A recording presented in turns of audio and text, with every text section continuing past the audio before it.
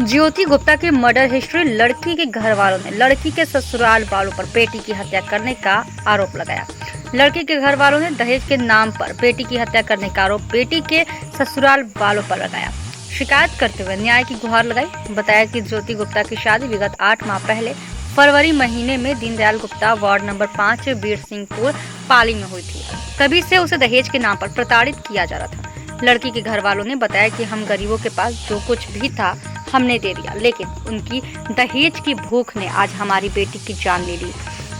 आए दिन कुछ न कुछ बहाने हमारी बेटी को परेशान करते एवं मारपीट किया करते और 4 पहिया गाड़ी एवं 10 लाख रुपए की मांग करते थे। आज दिनांक 2 सितंबर 2020 को सुबह हमारी बेटी का गला रस्सी से बांधकर मार दिया गया और उसे फांसी का नाम दे दिया गया कि लड़की ने साड़ी से फांसी लगाई है, जबकि गले में रस्सी का निशान साफ दिखाई दे रहा है और शरीर पर चोट के निशान है। गौरतलब है कि लड़की ने उसी रात अपनी मां को फोन करके यह बताया था कि मेरे साथ मारपीट की जाती है, पापा से बोलो कि मुझे यहाँ से ले जाएं। देखने वाली बात यह है कि लड़की वालों का कहना है कि जब हम थाने में रिपोर्ट लिखाने गए तो हमें वहां से हमारी पूरी बात सुने बिना भगा दिया गया। उनका कहना है कि पुलिस प्रशासन भी इस ओर ध्यान नहीं दे रहा है, जबकि लड़की वालों ने एसपी को भी लिखित जानकारी दे दी है। अब देखने की बात यह है कि पुलिस आगे कोई ठोस कार्रवाई करती है या नहीं, या इसे भी ठंडे बस्ते में डाल देती है।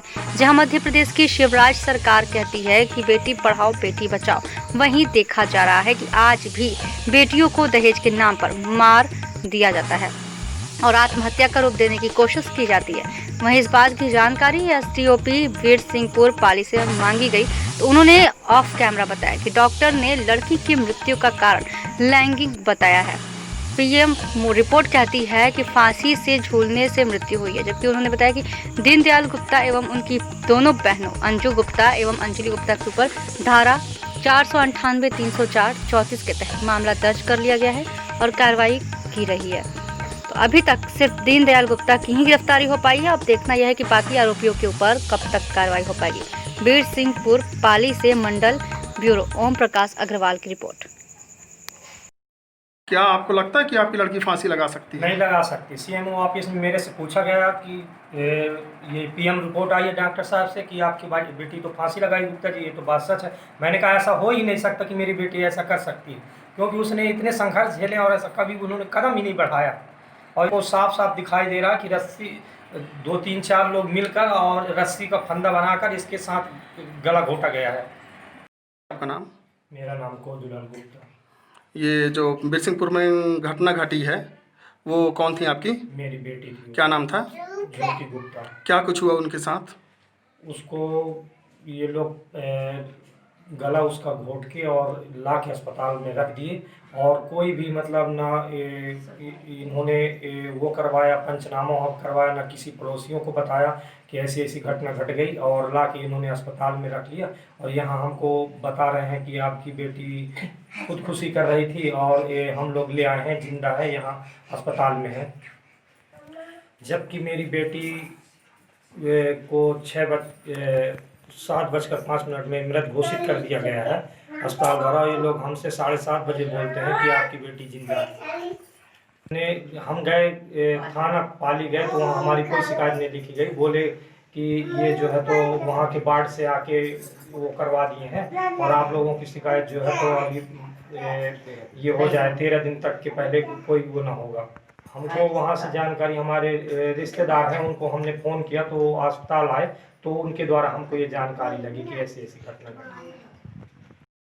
आप प्रशासन से क्या मांग करते हो? हम मांगते हैं कि उसको मौत मिले, यही साथ मिले, बस अब कुछ नहीं चाहते हम। उसको हमको हमारे बदले मौत मिले, हमारी जैसी बेटी का उसको हमारे बेटी को जिंदा ला के रख दे, बस होगा, कुछ नहीं चाहिए हमको। आप कौन? आशा गुप्ता। आशा गुप्ता। लड़की के कौन है आप? मम्मी। मम्मी है। क्या कुछ घटना हुई थी? उस रात बात हुई थी बेटी से, फोन लगाए तो उसके मोबाइल में नहीं लग रहा था, तो नंद के फ़ोन में लगाए हम, तो नंद बात करवाई है। बोलिए कि मम्मी पापा को भेज दो, मेरे जान के खतरा है। कुछ और बोली है, समझ नहीं पाई मैं। और बोली है मम्मी मेरे को पापा को जल्दी भेज दो। तो मैं बोली कि ठीक है बेटा, मैं भेज दूँगी सुबह। सुबह परेशान करते हैं लोग। फिर आगे क्या हुआ उसके बाद? उसके बाद हुआ, बोली मम्मी मेरे को नींद आ रही, मैं सोने जा रही हूँ। फिर उसके बाद कोई बात नहीं हुई। फिर सुबह फ़ोन आ गया, बोली कि मम्मी वो नंद लगाती है फ़ोन, बोलती है मेरी भाभी लटक गई। बोली कहाँ लटक गई? बोले बेटा, बोली लटक गई। मैं बोली जिंदा है? तो बोलती हाँ जिंदा है। मैं बोली जिंदा है तो जल्दी डॉक्टर को दिखाओ, अस्पताल को ले जाओ। बस इतना बात हुई मेरे से। हॉस्पिटल गए तो वहाँ हमारी हॉस्पिटल गए जब हम, तो वहाँ हम मरी पाए बेटी को। वहाँ कोई डॉक्टर भी बोलता है कि हमारी लाइन में हमारी लाए हैं, जबकि मेरे यहाँ फ़ोन आया है 7 बजे, 6:30-7 बजे के लगभग। रिपोर्ट लिखाने गए तो वहाँ कोई शिकायत नहीं, वहाँ दाग के मेरे को भगा दिए। फिर उसके बाद आपने कहाँ गए, आप कहाँ गए?